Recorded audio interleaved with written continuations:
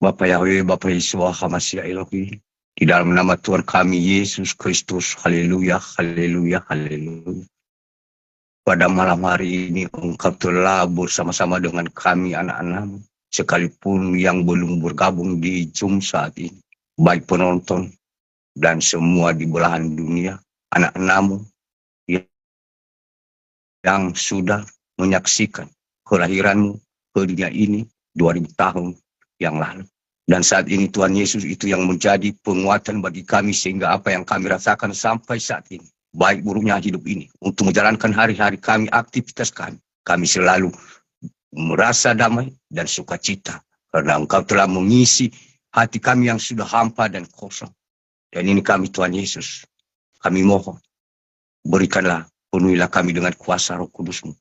Pimpin kami, bimbing kami, supaya apa yang kami lakukan, mulai saat ini, sampai di kemudian hari, sampai selama-lamanya, kami bisa mengandalkan Engkau, ikut bersama-sama dengan kami, dalam segala yang kami lakukan, sesuai dengan kehendak-Mu yang di surga, bukan menjadi kemuliaan nama kami sebagai manusia ini. Biarlah segala puji syukur hormat menjadi kemuliaan nama Tuhan kami, Yesus Kristus. Ini kami semua Tuhan Yesus, kami mohon, kami ini tidak luput juga dari dosa. Kalau ada kesalahan, pelanggaran kami yang tanpa kami sadari, selama kami ada beribadah di hadapan sekalipun lewat udara.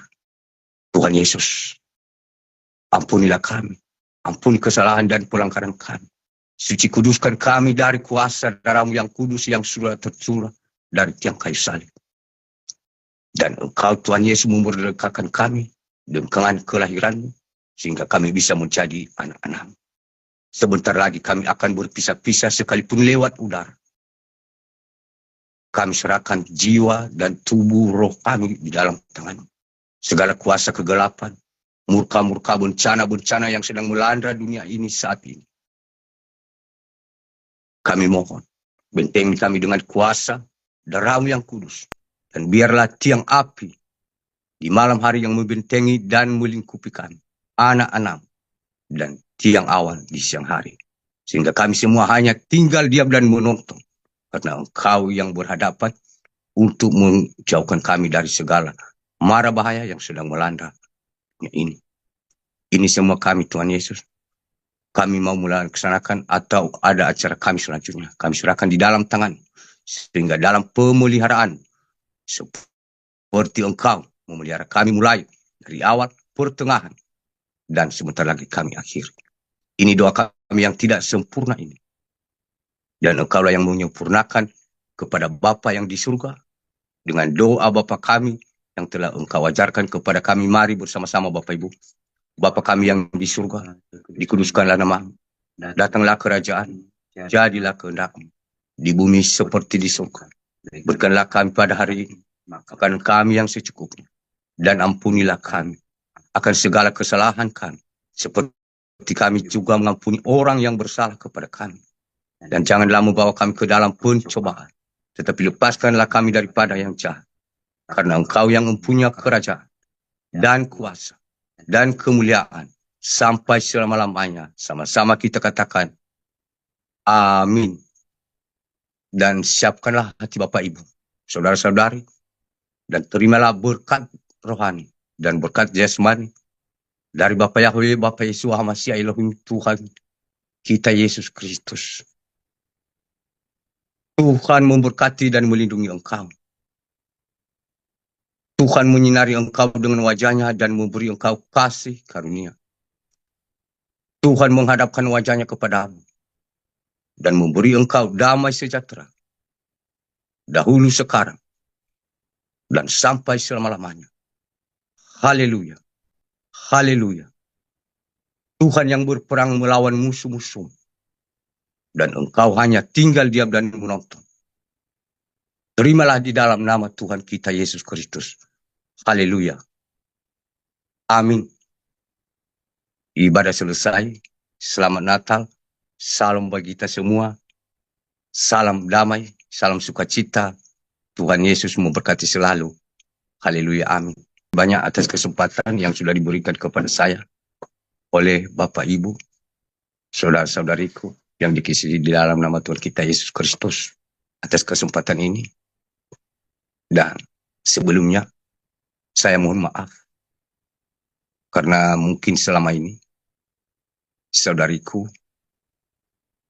bertanya-tanya kenapa Pak Iman menghilang dengan tiba-tiba. Jadi secara manusia jasmani banyak pertanyaan yang timbul sehingga bisa membuat hati kita ini gelisah. Dan kebanyakan anak-anak Tuhan timbul rasa gelisah dan khawatir. Jadi sebenarnya Bapak Ibu, kita bukan berpisah, kita hanya berpisah secara live. Kita hanya berpisah secara ketemu dengan tatap mata. Sebenarnya kita ini selalu bertemu secara roh. Karena roh kita ini selalu berbincang-bincang dan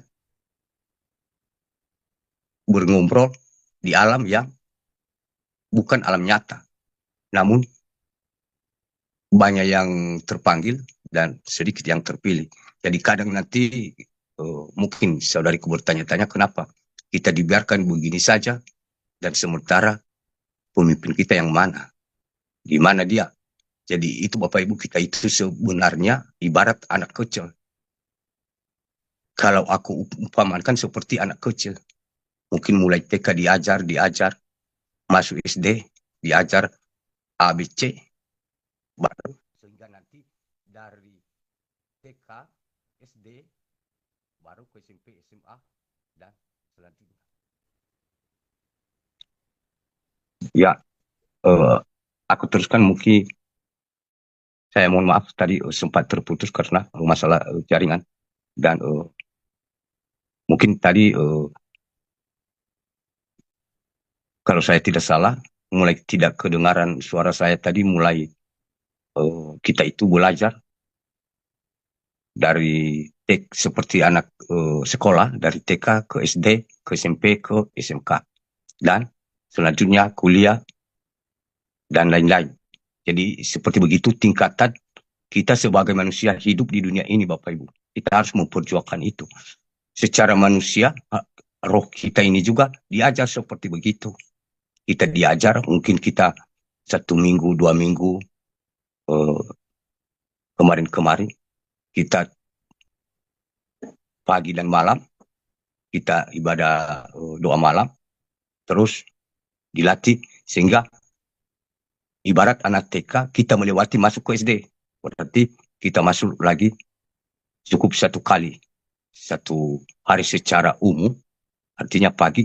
Dan setelah itu diajar supaya ibarat pedang semakin diasah semakin tajam. Jadi cara mengasahnya kalau ibarat pedang, dan kalau anak sekolah cara mengajarnya supaya lebih pintar, itu dengan cara itu Bapak Ibu. Artinya kita ini bukan selamanya bertemu secara live streaming setiap ibadah. Jadi kita bisa diajar untuk bisa menembus ngobrol lewat alam roh. Jadi satu yang aku pesankan mungkin kita pasukan elitnya Bapak Yahweh, aku khususkan mungkin di pasukan besi, di pasukan gada, mungkin tidak begitu banyak. Tapi kalau aku lihat di pasukan elitnya Bapak Yahweh ini ada 45 orang ya, kalau tidak salah.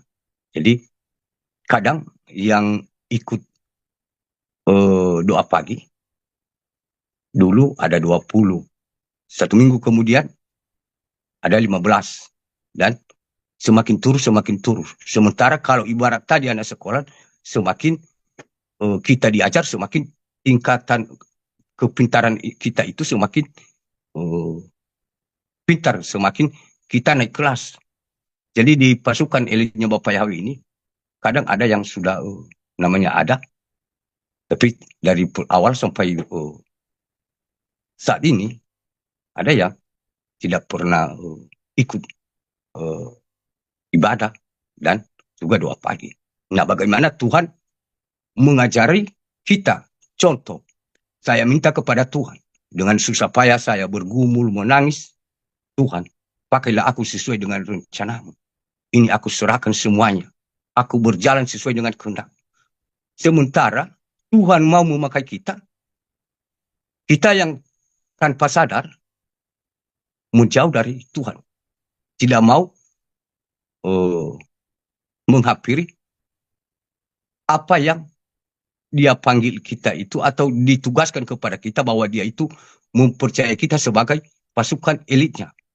Nah, tadi sebelum kita mau menjadi pasukan elitnya, kita memohon kepada Tuhan, Tuhan, aku mohon, ini aku. Jadi itu cara-cara si jahat juga, Bapak Ibu, untuk menjatuhkan kita. Dia pakai juga dengan kebenaran, bersaksi, cukup lewat video, kirim di live, di YouTube, di Facebook, dan TikTok, dan lain-lain. Sementara itu bukan dilarang, tapi ada yang di nomor satu kan, tahu-tahu dijadikan, kita menjadikannya sebagai nomor kedua. Jadi seakan-akan itu lebih penting dari pasukan yang terpilih. Nah, kenapa bisa begitu Bapak Ibu? Karena kita ini masih terikat atau bergabung dalam satu rumah atau satu persekutuan antara padi dan ilalang. Jadi sebaiknya kita ini sama seperti besi, dan begitu pula di gada. Jadi kalau kita memang kita campur semua, setiap kebaktian atau setiap doa, itu lama-lama kita susah untuk merasakan bagaimana, apakah roh saya ini sudah mulai kuat atau lemah. Jadi kadang kebanyakan dari Malaysia, dari sana kan banyak orang-orang itu sudah dimasukkan, sudah dipakai Tuhan, bukan kita yang memasukkan mereka, tapi Tuhan memakai kita sebagai orang berdosa ini, bahwa mereka itu sebenarnya dari dulu dipakai, malah sudah dipilih. Nah, siapa yang salah? Apakah Tuhan itu salah? Jadi itu kesalahan kita sendiri Bapak Ibu. Kita tidak mau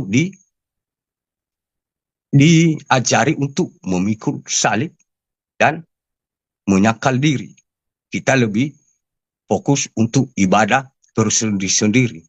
Sementara Tuhan sendiri memakai kita, tapi kita menganggap, ya ini lebih aku utamakan untuk menyebarkan firman. Padahal Tuhan sendiri yang memilih kita menjadi prajuritnya, tapi kita keluar. Jadi aku menjadi hamba untuk bersaksi. Nah, mana yang lebih bagus Bapak Ibu? Kalau kita perbandingkan secara manusia jasmani, secara manusia yang berdosa. Kita dipakai Tuhan, terus kita keluar dan menganggap yang kita lakukan itu sesuai dengan firman Tuhan. Yang kita lakukan itu firman Tuhan, iya. Tapi Tuhan sendiri memakai kita, kita menjauh darinya. Dia yang memilih kita, kita menjauh darinya. Tapi kita, ya, mengerti juga firman Tuhan, menyebarkan firman Tuhan. Jadi itu dikatakan yang kudus disepelekan. Hal yang kudus disepelekan. Jadi menurut penilaian kita ini lebih penting. Tuhan senang, memang Tuhan senang. Tapi Tuhan sendiri memilih kita, kita tidak mau. Dipilih menjadi prajurit misalnya, kita tidak mau berperang. Tapi kita, menurut kita yang lebih besar upah kita itu kalau kita buat video bersaksi begini. Ya, tidak salah. Tapi jangan di nomor satu kan keinginan kita itu. Sedangkan yang nomor ya seperti begitu kurang lebih ya Bapak Ibu, karena di grup elitnya Bapak Yahweh ini, sementara yang bisa tembus alam roh, kalau aku secara manusia jasmani ya memang ada kita 45, tapi belum tentu ada 10 orang Bapak Ibu. Tapi nama kita 45 sudah tercatat kan. Jadi kadang kita mengabaikan perintah Tuhan sendiri, kita abaikan. Firman-Nya kita ikuti. Di luar kita ikuti. Padahal Tuhan sendiri, perintah Tuhan sendiri kita abaikan. Jadi aku pun ya heran. Malah ada yang tidak ada foto. Dan itu semua sebenarnya suatu cara-cara kejujuran, kesetiaan. Apakah ikut perintah manusia atau hanya berpura-pura mengaku bahwa firman Tuhan itu ya dan amin. Dan aku sudah dipakai Tuhan. Padahal dari foto aja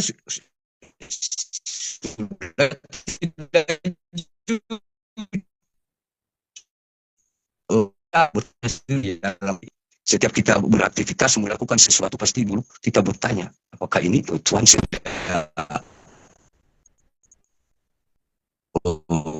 bertentangan dengan firman-Mu yang aku alami pahami. Jadi makanya dari situ saya ingatkan karena yang terdahulu akan terkemudian. Jadi mungkin belum waktunya Bapak Ibu memang akan dibentuk apa 100 domba yang tidak mau pertobatan. Tapi satu yang sesat, tapi dia butuh pertobatan. Untuk apa 45 orang dalam grup? Padahal yang sungguh-sungguh setia mengikuti perintah Tuhan hanya 5 orang. Jadi agak mirip-mirip ya, seperti yang dikatakan oleh firman Tuhan bahwa ya dan amin. Dan zaman dulu terjadi dan saat ini juga itu sudah mulai terjadi dari kemarin-kemarin sampai saat ini diseleksi. Jadi seperti begitu Bapak Ibu, itu yang aku himbau kepada kita semua dan juga kepada pasukan Gada. Kita juga ya semua ada dalam lindungan Tuhan. Jangan sampai kita menilai kekuatan kita sendiri. Yang penting kita berserah kepada Tuhan dan meminta petunjuk dari Roh Kudus. Dan jangan sampai kita seperti yang dikatakan oleh Pangeran Ilahi, ya menghakimi, suka mengampuni. Jadi suatu cara, jalan. Aku teruskan seperti yang aku singgung, seperti yang dikatakan oleh Pangeran Ilahi tadi ya. Kita harus siap mengampuni. Kalau mau maaf ya, ini bukan dalam arti saya lebih baik dari Bapak Ibu. Malah saya ini lebih berdosa daripada orang berdosa yang sudah pernah hidup di dunia ini. Tapi bukan aku katakan ini untuk menganggap saya bahwa lebih baik dari Bapak Ibu. Jangan sampai mengarah pemikirannya di situ. Nah, kadang itu kan kita mengaku sebagai pasukan elitnya Bapak Yahweh. Sementara dari ibarat perumpamaan ya, pohon yang baik dan menghasilkan buah yang baik. Kita ibadah, kita doa pagi, padahal perkataan kita bukan dengan tatap muka, bisa lewat chat, lewat SMS, itu yang dikatakan dengan buahnya. Hasil iman kita itu seperti apa? Apakah kita hanya berpura-pura sebatas kita ditonton? Padahal dari chat kita lebih bisa menguasai diri si penonton. Sedangkan dia hanya penonton di luar, kita peserta tuan rumah, dia lebih dia lebih melakukan apa yang dia tonton itu ketika kita menjadi contoh. Jadi itu kebanyakan Bapak Ibu. Dan setelah itu banyak lagi anak-anak Tuhan yang akan jatuh. Di situ mungkin ada tawaran ya, ada tawaran nanti, tawaran di tahun 25 ini mungkin ada tawaran sehingga ada yang tertidur lelap. Jadi banyak yang aku lihat ya, kemarin-kemarin sekitar mulai bulan 11 ini ya. Jadi banyak yang tertidur dan sehingga pada saat itu saya membangunkan orang-orang itu, jadi dia malah semakin ngorok Bapak Ibu, tidur, tertidur pulas. Bahkan saya berteriak keras di telinga kanannya itu, malah dia tidak dengar sama sekali karena tertidur. Tapi padahal dari sana ada komodo. Ada komodo dari gua itu, banyak sekali komodo yang memangsa manusia. Dan itu targetnya adalah anak-anak Tuhan Bapak Ibu. Tapi bukan hanya anak-anak Tuhan yang sederhana, tapi yang dikatakan bukan hanya anak SD, tapi anak SMA. Seperti begitu tingkatannya ya. Bukan lagi hanya anak-anak Tuhan biasa-biasa saja. Jadi mungkin segi tawaran dunia di kemudian hari itu kita juga harus berawas-awas. Dan ada juga pengkhianat. Ada pengkhianat. Sehingga saya sendiri pun ya merasa kenapa yang dipilih menjadi pengkhianat. Padahal itu suatu ujian. Karena yang dipilih itu sama seperti tentara di dunia ini.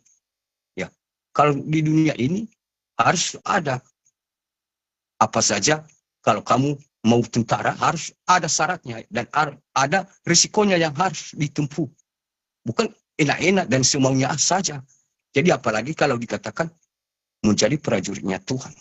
Jadi semakin kita dekat dengan Tuhan, semakin si jahat itu dia pintar. Sangat pintar dia memakai dengan yang masuk akal di logika kita. Dan dia pakai pikiran kita sehingga kita kembali menengok ke belakang. Dan itu lebih bahaya Bapak Ibu. Dan pengkhianat Bapak Ibu sangat berbahaya. Bukan aku menakut-nakuti, tapi kebenaran firman Tuhan. Yudas itu pengkhianat. Dan apa yang diterima Yudas, tidak ada pengampunan. Yang menyalibkan dia pun, bahkan yang memukul dia, Barabas pun, masih diampuni. Karena sebelum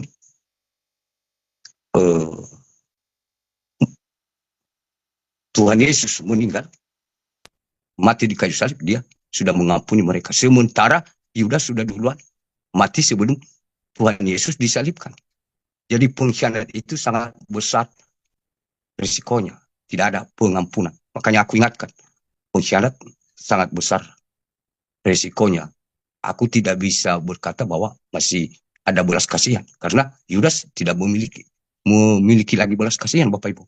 Karena dia pengkhianat. Makanya pengkhianat itu sangat bahaya sekali. Jadi kita diingatkan kan di tahun-tahun kemudian hari. Jangan gara-gara mungkin kita salah melihat dan kita tafsirkan secara tafsiran kita, padahal bukan seperti itu. Mungkin kayak kita anggap jelek di mata kita, menurut pikiran kita, padahal kalau kita bisa tembus, mungkin kebenaran di mata Tuhan. Jadi itu harus kita berjaga-jaga, hati-hati. Dan setelah itu, ada lagi Bapak Ibu di tahun ini nanti, mungkin kalau tidak salah ya, tanggal 11 bulan 12 saya melihat di situ kan bumi ini sedang dicurahkan kertas-kertas putih, dan kertas itu Bapak Ibu sudah dirobek sangat kecil-kecil sekali. Dan bekas sobekan kertas itu begitu dia kena pada tanaman, dan tanaman itu begitu dia kena pada pohon tanaman atau daun tanaman, dia berubah menjadi belalang. Dan dia makan semua daun-daun tanaman itu sehingga mati. Dan kalau kalau ada yang tersisa, tidak bisa dia makan, tiba-tiba dia berubah lagi menjadi burung Bapak Ibu. Jadi sehingga bumi ini seperti padang gurun. Sudah menjadi padang gurun, dan aku heran orang-orang pun tidak ada juga, karena banjir, tapi banjir itu bukan hanya sedikit, sehingga sungai itu bisa berpindah, aliran sungai itu bisa berpindah jarak setengah kilo dari tempat asalnya tadi. Jadi rumah-rumah itu semua sudah tidak ada. Jadi yang tersisa tinggal anak-anak Tuhan yang benar-benar percaya dan mengandalkan Tuhan dalam perkataan dan segala aktivitas, dan juga dia mengimani bahwa kuasa Tuhan tidak bisa ditembus oleh apapun, baik bencana, baik murka, baik manusia yang dipakai si jahat, yang sering menghina-hina, dan lain-lain. Pasti kalau ada kuasa Tuhan, kita pasti tidak pernah akan tergoyahkan Bapak Ibu. Jadi itu kalau terjadi miri-miri yang tersisa seperti waktu Nuh. Jadi bukan dalam arti saya katakan bahwa itu terjadi lagi air bah seperti itu. Tidak. Karena Tuhan tidak menghukum manusia secara keseluruhan seperti itu, tapi ada banyak cara sehingga yang tersisa nanti atau hanya keluarga Nuh, hanya orang-orang beriman. Jadi di situ nanti Bapak Ibu ada titik pengujian terakhir iman-iman kita ini. Apakah kita ini bimbang atau bagaimana? Jadi kita harus waspada dan kita harus hati-hati Bapak Ibu ya. Karena dunia semakin bahaya. Karena aku melihat mempelai, mempelai Ibu V, sebenarnya dia itu yang ditunggu-tunggu. Dia kemarin itu mengulur waktu sebenarnya. Waktu kemarin itu tanggal 15 bulan 11 ya. Ya, aku saya ketemu dengannya di alam roh itu penglihatan. Dan dia meminta apa? Pedang sama baju pengantin. Baju pengantin, dan kami itu sedang menuju di sebuah pesta. Jadi tidaklah jauh lagi kami sampai sebenarnya. Di situ sudah ada banyak orang, dan pengantin laki-laki itu sudah siap. Yang ditunggu itu mempelai. Dan kemarin itu, waktu penglihatan itu, saya berkata kepada mempelai, ya ayo, tunggu apa lagi? Untuk apa di ulur-ulur lagi? Dan mempelai itu, dia sudah mau berangkat, tapi dia lagi duduk. Jadi sehingga kemarin itu ya, aku juga ya berpikir loh, kenapa bisa begini? Padahal ini orang-orang ini sudah mereka menunggu. Jadi tinggal mempelai ini yang ditunggu. Jadi di pernikahan tersebut, Bapak Ibu. Dan terakhir itu mempelai meminta kepada saya meterai ilahinya sambil mahkotanya, dan aku berikan ada mahkota itu ya, kurang lebih ya, mahkota itu sekitar 50 atau 60 cm ya, dan aku kasih itu emas, dan ada warna-warna merahnya, dan di titik apa ya, di kening ini ya, seperti di sini ada sebuah seperti berlian. Jadi sangat transparan, putih, tebus sebelah kalau kita melihat, dan di dalam berlian itu tertulis, ada satu huruf tertulis, tapi huruf itu warna biru tua, dan tintanya itu kayak mengembang seperti kalau apa ya, si spidol itu kalau kita